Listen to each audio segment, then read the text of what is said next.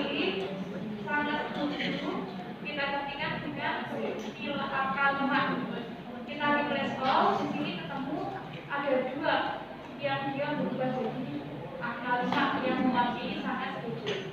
Sama selanjutnya, jadi nanti data teman-teman semuanya akan berubah menjadi angka. Misal ini cepat ya, bisa pakai ini setuju, kita ubah dia jadi 4, kita replace all dan seterusnya. Begitu ya teman-teman, sehingga nanti data teman-teman akan menjadi seperti contoh yang ada di depan ini. Jadi di sini produk itu adalah variabel bebas pertama. Dia memiliki 4 pernyataan, sehingga di sini saya tulis x1.1 sampai x1.4. Kalau teman-teman hanya punya 3, berarti x1.1 sampai x1.3. Gitu ya, gampang. Selanjutnya di masing-masing variabel teman-teman kasih total atau sum. Fungsinya adalah ketika teman-teman input ke SPSS untuk uji validitas, nanti ada yang diperlukan yaitu totalnya. Jadi di sini saya kasih yang warna abu-abu, ini adalah x1-nya. Teman-teman bisa pakai fungsi sama dengan SUM atau sum ya. Ini tinggal ditambahkan aja x1.1 sampai x1.4, kita kurung-kurung, kita enter, lalu kita drag ke bawah aja sampai jumlah responden yang kita punya. Sampai sini gampang ya. Begitupun dengan x2, x3, x4 dan y. Y-nya juga dicari nilai hasil dari penjumlahan y1 sampai y4. Oh, iya. Oke. Nah, setelah ini kita buka SPSS kita teman-teman. Nah, ini nanti saya share juga filenya. Jadi teman-teman yang perlu dilakukan, di sini kan masih kosongan. Kalau tampilan awalnya dia masih kosong seperti ini ya, variabel view dan data view. Yang perlu diisi boleh ya, sebagai apa aku kita isi variabel view dulu aja. Kita definisikan variabelnya, tapi boleh juga kembali. Nah, di sini teman-teman saya langsung kasih yang sudah ada ya. Nah, di sini ini saya tuliskan x1.1 sampai x1.4 dan juga totalnya tadi. Ya, total dari masing-masing variabel yang saya lambangkan dengan x1, x2, x3, x4 dan y. Itu ya. Misalkan untuk pernyataan pertama, variabel bebas pertama x1.1. Nah, di sini semua datanya numerik karena angka. Kalau data teman-teman misalkan pakai skala nominal, pakai string, ini data yang dalam bentuk huruf atau kata-kata, itu biasanya data string. Karena kita datanya angka, kita pakai yang numerik. Yang wajib diisi lagi adalah di value. Di sini ya, sangat setuju 5. 7, 4, nah disesuaikan dengan punya teman-teman. Kalau memang pakai skala Likert-nya 1 sampai 4, di sini berarti 1 sampai 4. Gitu ya? Oke, ya. Kecuali yang x1-nya atau jumlahnya tadi, kan dia di sini kita kosongin atau 0. Karena dia nggak mungkin ya nilai di sini tadi hasil penjumlahannya 17 kan nggak tahu dia mewakili sangat sedikit atau yang mana. Gitu. Jadi kita Oke, sampai sini aman ya? Iya, Bu. Ya. Setelah itu data view-nya ini awalnya kosong melengkung seperti ini teman-teman. Ya. Oke, tapi kalau sudah kita definisikan atau sudah kita tuliskan di bagian variabel view, dia akan muncul di data view paling atas ini. Ada x1.1, x1.4, x1 dan seterusnya. Ini tinggal kita copy dari data kita tadi yang bagian datanya aja. Oke, di sini yang saya kasih warna kuning ini ya teman-teman, biar terlihat bedanya. Jadi ini yang akan kita copy ke SPSS. Yang warna kuning ini yang kita copykan. Responden di luar ini. Nah, kita Ctrl C, kita taruh di filenya yang tadi. Di sini kita Ctrl V atau paste. Ini ya. Nama di sini ada 4, pakai global karena masanya ada desimalnya aja ya, jadi nggak masalah. Desimalnya ada. Boleh. Kalau ada desimalnya 2 atau 0 nggak ada desimalnya boleh ya. Bu, kenapa kok nggak habis di copy langsung ke data view, nggak ke variable view dulu, Bu? Variabel view dia berfungsi untuk mendefinisikan yang nantinya akan muncul di data view paling atas. Tapi data misalnya tetap kita isikan di data view. Jadi misalnya mau nginput manual langsung ya diisi di sini boleh. Tapi tadi saya pakai Excel bantu supaya cepat berarti data saya sudah sangat setuju, sangat tidak setuju langsung kita tulis aja. Kalau di SPSS kan kita manual ya, misalnya kita baca sangat setuju, kita baru tulis 5 setuju pas. Jadi pengen cepat aja, saya ubah datanya di Excel, saya copy, baru saya taruh di SPSS seperti ini. Tapi kan nih datanya dari pertanyaannya ke Excel-nya itu sama dibaca satu-satu. Kan sudah ada, kalau teman-teman masuk di Google Form seperti ini, saya kasih contoh deh. Filenya banyak banget ya.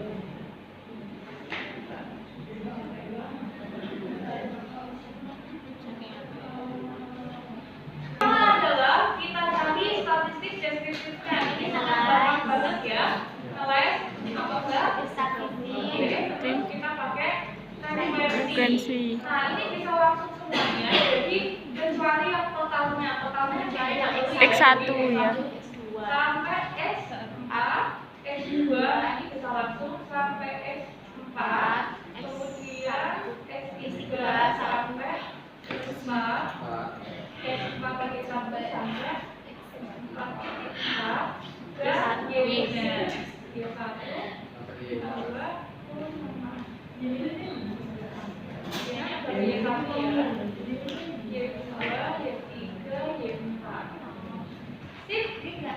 Nah, ini apa teman?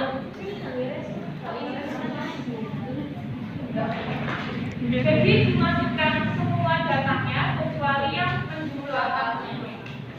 Nah, setelah itu boleh di sini misalkan mau nyari nilai mean median modulus sampai deviasi boleh ya, tapi untuk yang nanti di laporan yang perlu teman-teman butuhkan minimal ada bentuk tabel seperti yang ada di layar ini.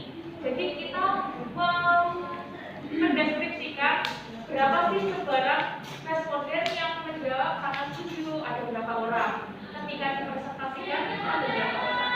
Jadi di sini teman-teman ini kan ada ekspresi satu berarti pernyataan pertama variabel luas pertama 26 orang SS itu sangat setuju ya menjawab sangat setuju. Kalau dipresentasikan dia 53,3%. Jadi 26 dibagi 60 dikali 100%. Kalau pakai SPSS dia sudah langsung muncul jawabannya. Gitu ya.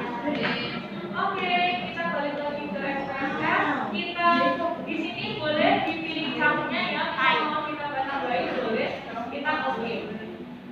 Akan ada teman-teman seperti ini. Nah, ini ya muncul ya. Jadi ini jawabannya X1.1 kita lihat ya sangat tujuhnya ada berapa?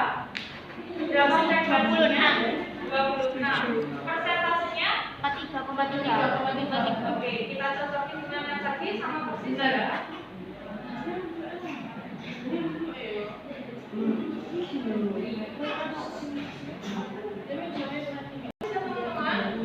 Dan seterusnya sampai sangat tidak setuju kita deskripsikan. Kita coba satu lagi kita cek dari hasil kita coba acak ya. X1.3 kita coba perhatikan untuk yang setuju ada berapa orang yang pilih? 30. Persentasinya 50. di sini ya. Iya, 50. Kita boleh pakai persen atau kali persen. Nah ini dia sama. Kalau kumulatif persen itu ditambahkan. Jadi atas menambahkan bawah. Misal di sini 8,3 tambah 10. Jadilah di sini 18,3. Jadi diambil yang persen. Ragu-ragu. Kalau bilangnya saya Banget ya Bu, gak dulu. nah ini yang pertama. Ini yang saya screen itu cuma X1 plus 1.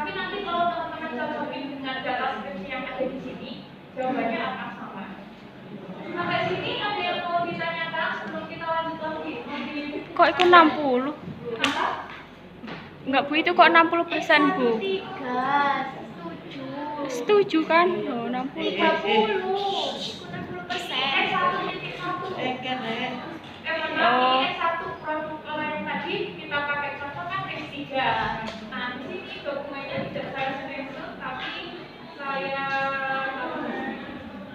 nah di sini kalau teman-teman mau amati, di sini dia sudah membuat ini untuk Y-nya. Tadi kan yang satu S3-nya yang teman-teman di sini ramu-ramu. Oh. BTW. Responden itu sendiri ditulis.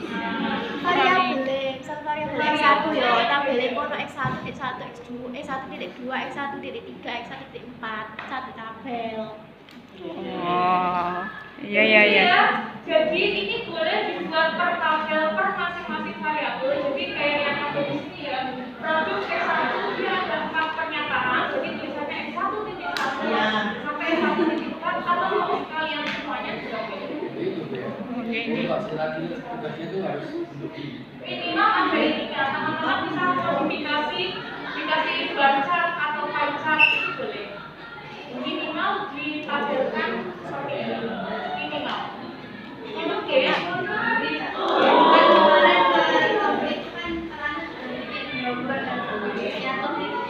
Lulusan yang lulus di tahun 2018-2019 semua mahasiswanya itu 89. Tapi yang mengisi wisuda itu dari 52. Nah, dari 52 itu kita ingin tahu mereka kerjanya di mana. Nah, kita sesuaikan yang tadi ya. Aman. Iya Bu. Lanjut yang kedua, ini sudah mulai turun sini teman-teman. Namanya adalah di sini ada tutorialnya ya. Uji validitas. Nah, di sini kalau teman-teman masih ingat ada uji asosiatif, gambarnya dulu solusi ya. Salah satunya di sini R hitung itu adalah hasil pengolahan SPSS. Ketika kita bandingkan dengan R tabel, nanti saya kasih tabelnya di Excel, jadi gampang insya Allah ya nyari. Hasilnya harus lebih besar, dengan R itu kalau lebih besar dari R tabel, maka instrumennya disebut valid. Dan satu lagi nilai signifikasinya atau signifikan teman-teman, dia nilainya harus kurang dari alfanya. Alfanya yang dipakai di sini 5%, 0,05. Nanti teman-teman pakai 5% aja boleh. Sampai sini siap? Siap. SPSS. Namanya adalah analyze, lalu correlate Di variabel. Nah, di sini teman-teman wajib diperhatikan, jadi jangan sampai ketinggalan. Kalau untuk persen product moment yang kita pindahkan ke variabel X1, titik 1, X1 titik 2, X1 titik 4 dan X1-nya. Jadi nyarinya itu masing-masing pernyataan dan total per masing-masing variabel. Ini dia yang dicetak persen. Nah, ini kan ada pilihannya ya, kita pakai persen aja. Person tulisannya. Oke. Ada yang bertanya? Kita tutil di sini pakai yang 2 ekor. Kita oke. Nah, hasilnya akan muncul di kali ke bawah. Nah, teman-teman kita amati. Ini hujan ya? Makanya pulang aja Bu ya. Mau hujan ya. Oh, panas. Cangkem gue belum. Balik lagi ya. Ya. Oke, teman-teman amati yang kita ambil adalah di bagian sini teman-teman. Di paling kanan yang ada bintang 2-nya. Di sini S1.1 berapa? 741. Apanya Bu? Nah, SPSS titik 741 berarti 0,741. signifikasinya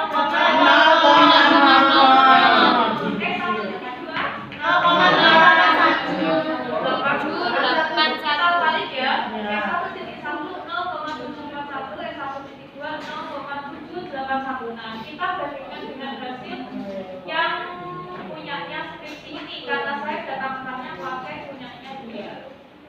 Akan sama persis teman-teman. Kalau hitungan kita benar ya. Sama persis? Sama. Ya. Sama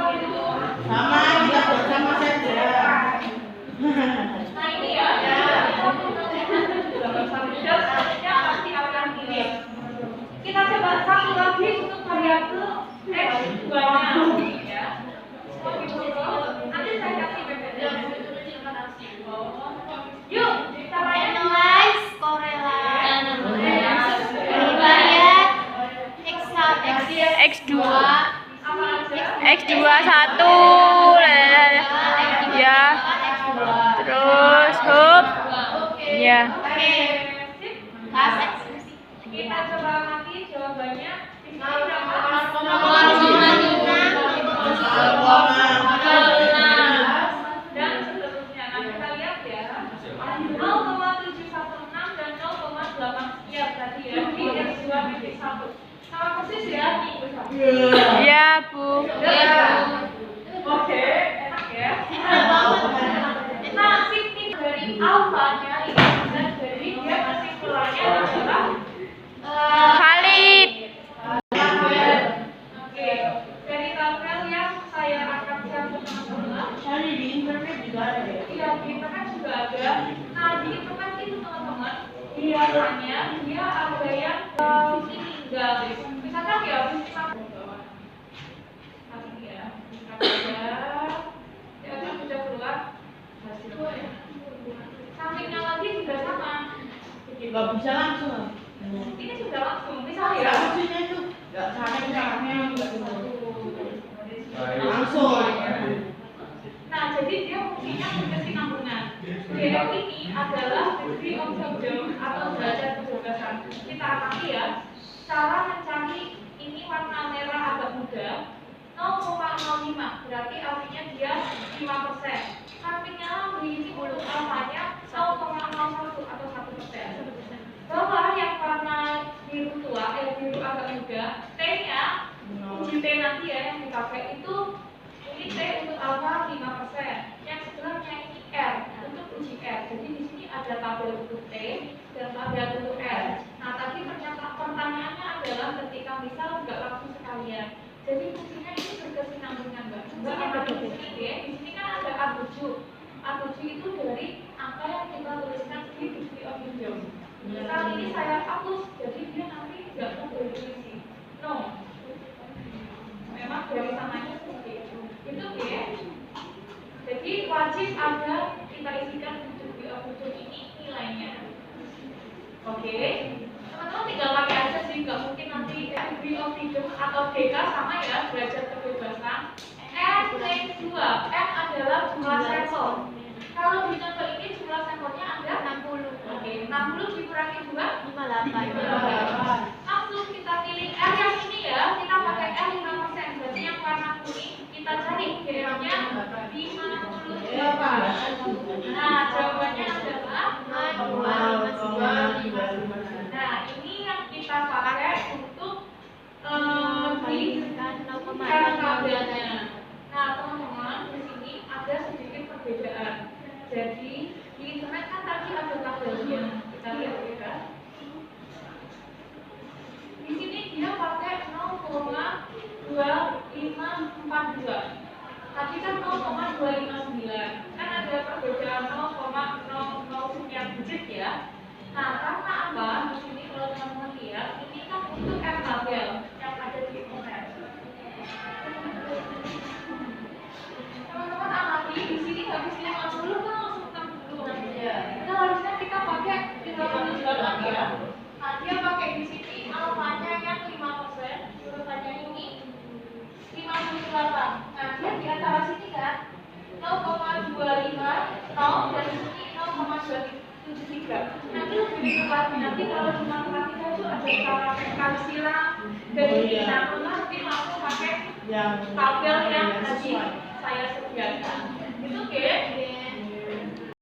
Selanjutnya yang ketiga, setelah statistik deskriptif, uji validitas, kita punya uji reliabilitas. Nah, kita pakai namanya Cronbach alpha. Di sini teman-teman, menurut Ratna Sujatmeni, kuesioner kita ketika disebut reliable nilainya harus lebih besar dari 0,6. Nah, jadi nanti jangan disebutin ya, ini sangat berharga sekali. Jadi ini ya contohnya di skripsi yang kita pakai data mentahnya, dia produknya itu nilai Cronbach alpha-nya 0,651. Kan bedanya 0,051 ya. 0,651 sama 0,6 bagaimana? 0,651. Jadi dia masih lebih reliable. Oke, langsung kita praktek.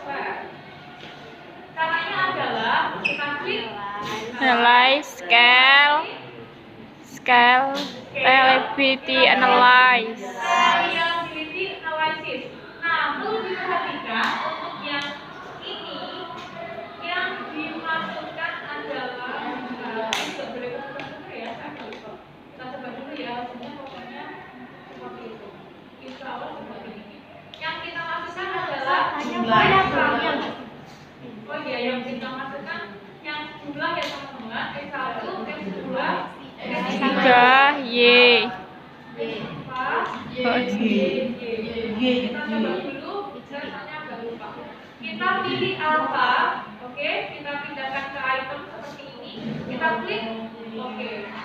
Oh salah teman-teman. Nah ini hasilnya kan 0,829. Saya baru ingat berarti. Kita coba lagi. Kita tutup dulu ya. Analyze, kita pilih scale, variability yang dimasukkan adalah item masing-masing pertanyaan. Jadi di sini X1.1 sampai X1.4. Kita coba kalau hasilnya mirip kayak nah ini benar. Di sini kan 0,651. Hasil dari punyanya skripsi ini juga sama. Dia 0,651.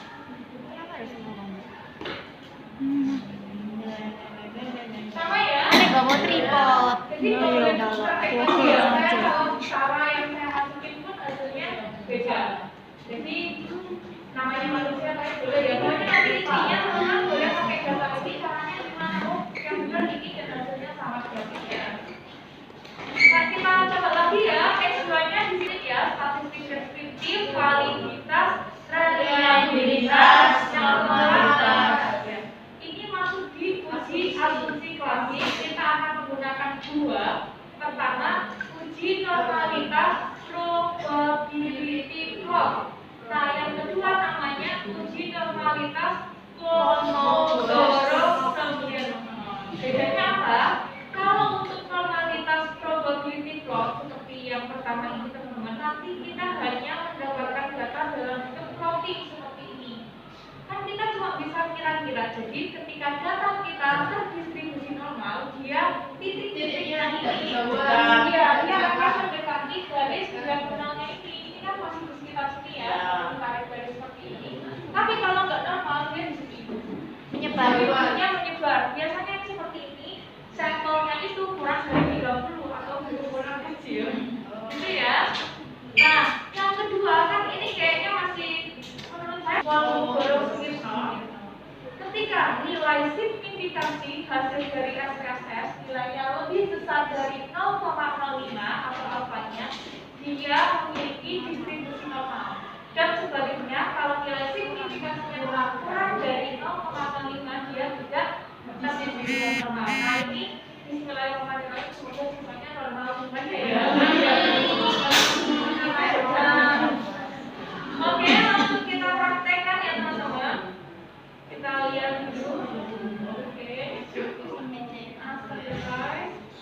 Oke, siap. Langsung kita praktek. Caranya adalah klik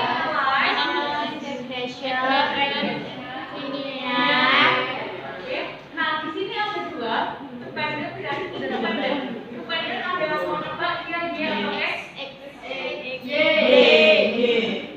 Yang Y. Yang Y tunjuk tangan. Gak apa-apa, gak ada yang benar Y ya. Dependent ini adalah variabel terikat. Dependent berarti tergantung. Nah, kita masukin dependentnya Y. Ini kita ambil penjumlahan Oke. Nah, ini dependentnya X.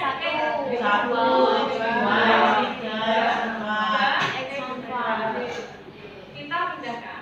Nah, kemudian kita pilih plot. Di sini kita pastikan kita pakai yang normal probability plot. Oke. Kita continue. Kita oke.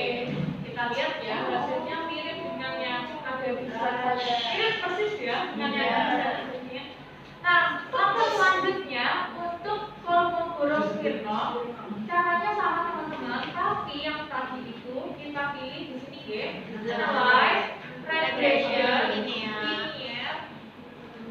Nah, teman-teman pilih yang ini dipastikan independennya X1 sampai X4. Di bagian Z-nya, di sini residualnya kita standardized, kita continue, kita oke. Nah, di sini nanti ya teman-teman, di SPSS teman-teman di bagian data view di paling ujung, kalau teman-teman baru satu kali coba itu akan ada rest. Nah, di sini saya simak ya, di sini muncul rest underscore berapa. Nah, di sini ini muncul residunya. Jadi ada dua tahapan. Setelah tahapan itu, teman-teman klik lagi analyze, kita pilih lagi non parametric test, kita pilih legacy dialog, kita pilih one channel KS. Ini di BPT ada, jadi nanti boleh dicoba. Kita klik ya. Nah, di sini teman-teman yang kita indahkan adalah X1 resnya ya. Nah, teman-teman kan kalau baru pertama kali coba akan muncul satu res. Nah, karena ini saya sudah sering saya coba ya. Jadi resnya kayaknya resnya akan 5. Ini res 5 nggak? Kita variabel udah benar ya. Jadi kita setelah meninggalkan tes variabel tulisnya ini residunya atau unstandardized residual, kita pastikan di sini yang kita pilih normal, kita oke. Dia akan muncul di paling bawah hasilnya asymptotic, singkatan dari asymptotic significance total. Di sini nilainya berapa? 0,2. Oke. 0,2 dengan 0,05 gede yang mana? 0,200. Oke, berarti di sini ya teman-teman. normal. Berarti kesimpulannya normal atau tidak normal? Normal. Ini ya, berarti dia terdistribusi gampang ya? Insya Allah. 2, 3, 4. Subnya ada 4. Per variabel. Per uji hipotesis. Yang terakhir adalah uji hipotesis, tapi ada 5. Oh. 1. Analisis regresi linear berganda. 2. Uji F. 3. Uji S. Yang keempat, uji parsial T. Kalau uji F itu disebut uji simultan F, uji parsial T. Itu oke? Siap teman-teman? Siap. Bismillahirrahmanirrahim. Saya awali dari analisis regresi linear. Kalau yang sekarang teman-teman nggak perlu ribet-ribet, jadi hanya sampai membuat seperti ini aja. Ini rumus persamaan rumusnya. Kalau teman-teman dulu masih ingat pernah nggak dapat persamaan garis miring zaman SMA matematika dari MTS? Gampang? Insya Allah gampang. Jadi prosesnya ketika teman-teman mencari uji asumsi klasik itu kan analyze regresi linear tadi ya. Dia sudah munculin jawaban uji hipotesis ini teman-teman. Tinggal kita pilih mana ya yang kita tunjukkan gitu. Nah, untuk uji analisis regresi linear berganda, teman-teman pakai tabel koefisien. Ngambil yang di sini, unstandardized. Oke. Di sini konstan. Konstan itu yang tadi jadi nilai A-nya. Di sini nilainya berapa? 1,088. X1-nya berapa? 0,237. Oke. Nah, kita lihat di sini teman-teman, dia akan sama persis. Sama persis? Nah, A-nya 1,088. B1-nya berarti yang sama X1 0,237 dan seterusnya. Gampang banget? Insya Allah. Mereka sudah tahu tinggal 5 menit selesai. Tinggal masuk. Itu pelajaran kemarin. Masya Allah. Ya, Masya Allah. Masya Allah banget ya Bu. Alhamdulillah selalu bersyukur ya teman-teman. Lanjut boleh? Boleh. Oke, selanjutnya adalah uji simultan F. Bedanya dengan uji parsial, kalau uji simultan teman-teman itu langsung dijadikan satu semua variabel bebas dibandingkan dengan serikat. Contoh, dalam kasus ini kan kita punya X1 sampai X4. Berarti hipotesisnya akan berbunyi hipotesis nolnya tidak terdapat pengaruh produk sebagai X1, harga sebagai X2, X4 atau saluran distribusi X3 dan promosi X4 terhadap Y. Y-nya adalah tingkat penjualan secara simultan. Dan satunya sebalikannya, terdapat pengaruh X1, X2, X3, X4 terhadap Y secara simultan. Gitu ya? Nah, ini untuk uji simultan. Caranya teman-teman tinggal ngintip di SPSS, hanya tinggal ngintip aja ya teman-teman. Nah, di sini di bagian kolom tabel ANOVA ada F. Di sini nilainya berapa? 28,530. Oke, siap. 28,530. Sambil persis ya. Di sini nilainya juga sama. Coba teman-teman perhatikan nilainya berapa? 28,530. Nah, sama ya. Tapi di sini kita cari dulu nilai F tabelnya. Jadi teman-teman, ketika nilai F itu hasil dari SPSS lebih besar sama dengan F tabel, maka yang diterima adalah HI 1. atau HA, sama ya, hipotesis alternatif. H1 atau HA. Nah, saya sudah berbaik hati juga, sudah saya sediakan tabel F-nya di sini. Tapi kita harus tahu dulu, ada DK1, DK sama DF sama ya. DK singkatan dari bahasa Indonesia,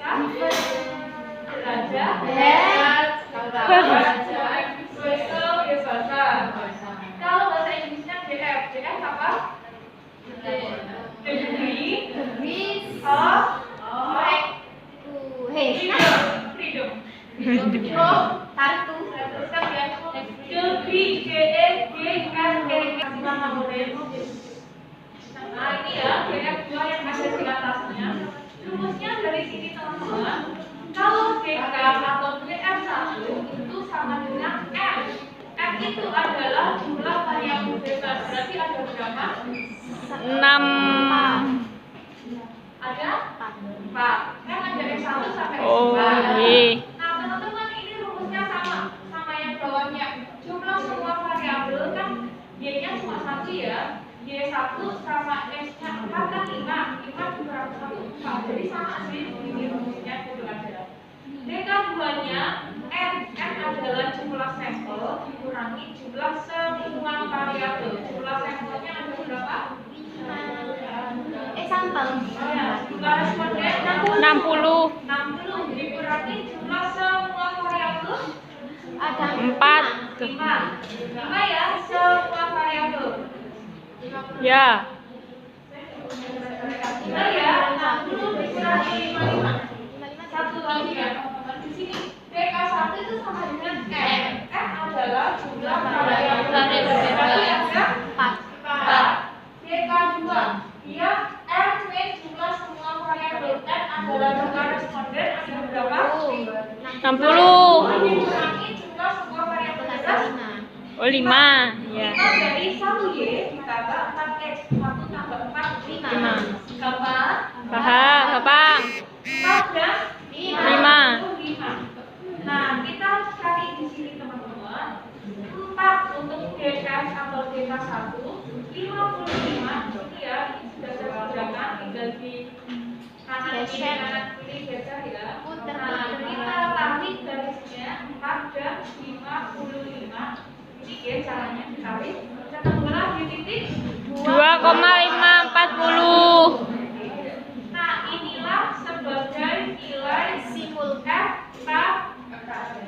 Nah, sekarang kita bandingkan F dengan F tabel. Lebih besar yang mana? F hidungnya tadi 28,9 ya.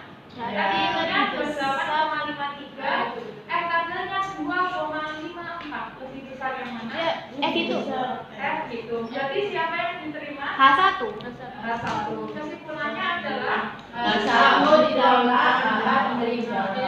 Terdapat pengaruh kesimpulannya terdapat pengaruh produk harga promosi terhadap tingkat penjualan secara simultan. Oke. Nah, di sini teman-teman bisa pilih juga seperti ini. Jadi sama ya.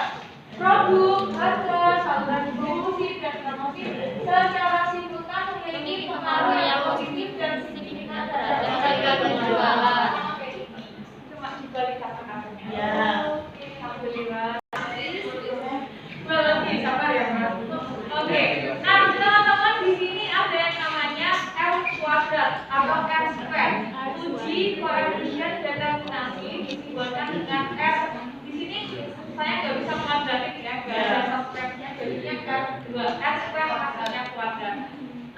Di sini nilainya juga sudah muncul teman-teman. Kita lihat dari output, kita lihat di sini outputnya model summary. Kan ini ada R, ada Pascal. R ini didapat dari X dan R. 0,821 diwajarkan kan 0,675 ya. Kalau nggak percaya kita hitung pakai Excel. Kalau percaya kok. Kita itu pakai kalkulator. Percaya. Percaya Iya. Ini percayanya sama Allah. Percaya sama Excel. Nah, di sini ada ya. Di sini kita ambil eksperimen teman-teman. Di sini berapa nilainya? 6,675. Saya akan pertanyaan 0,675 saya kalikan 100% berapa jawabannya? R berapa? Oke, belum benar yang sebelah sini. Jika 0,675 saya kalikan 100%. Berapa Kak? 6,5. Di sini ya teman-teman, saya ya benar sekali. Terima kasih. Terima kasih Mas Aris. Hai. Ini ya teman-teman, nih caranya kalau teman-teman bingung hitung matematika, persen, kalau nanti ikut tes CPNS ya. Masya Allah. Nah di sini teman-teman, ini kan 3 digit kali 100%. Persennya tetap 100, nolnya ada berapa? 2.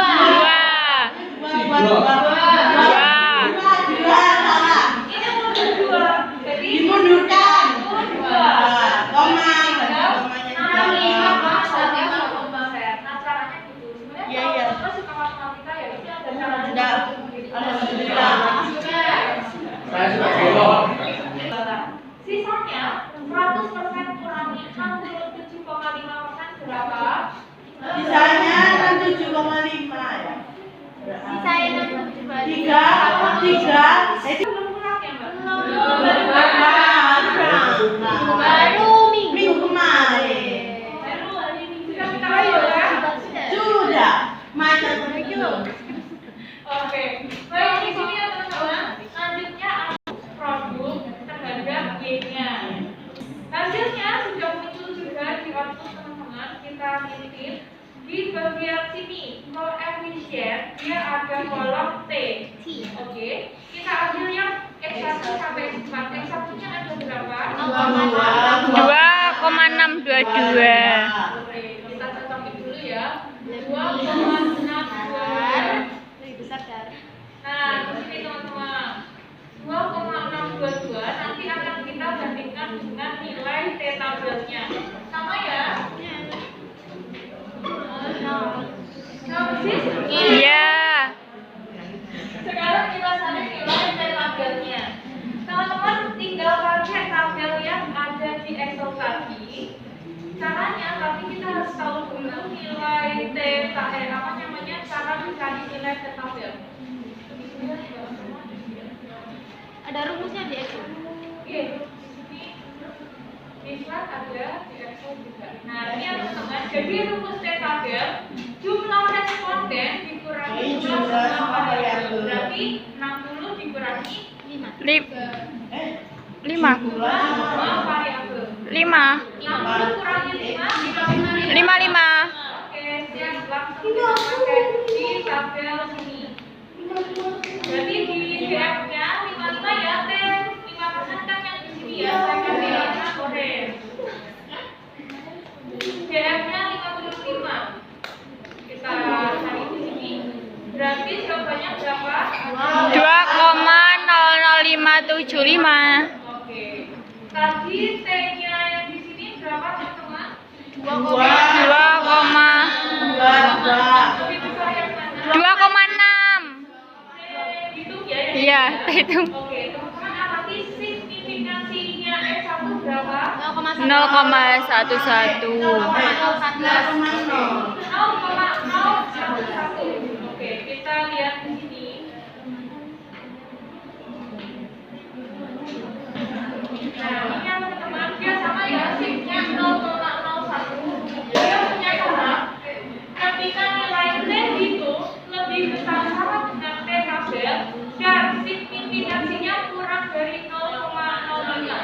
Saya tanya 0,011 sama 0,05 lebih besar yang mana? 0,05. Ulang lagi ini belum seragam. 0,011 dengan 0,05 lebih besar yang mana? 0,01. Nah, ini siap-siap tes kita ya. Saya kasih di Word aja biar teman-teman bisa dibedakan. Enak, 0,0. Oh. Masya Allah.